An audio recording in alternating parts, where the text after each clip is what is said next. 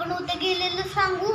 आपण आहे ना फिरायला गेलेलो, किती छान होतं तिथं. आईस्क्रीम बिस्क्रीम हे आणि किती भरपूर खाल्लं आणि ते किती छान होतं. पण काय खेळलेलं जुंपीच्या पास गाडी आणि ते सायला असतं ना मिकी माऊस.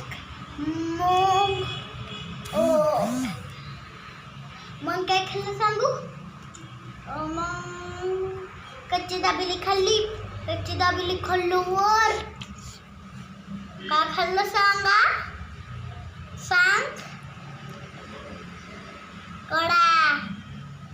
कोडा खाल्ल्यावर हे आणलं आणि ते आणलं, हे आणलं आणि कोणतं आणलं सांगू. हे आणलं.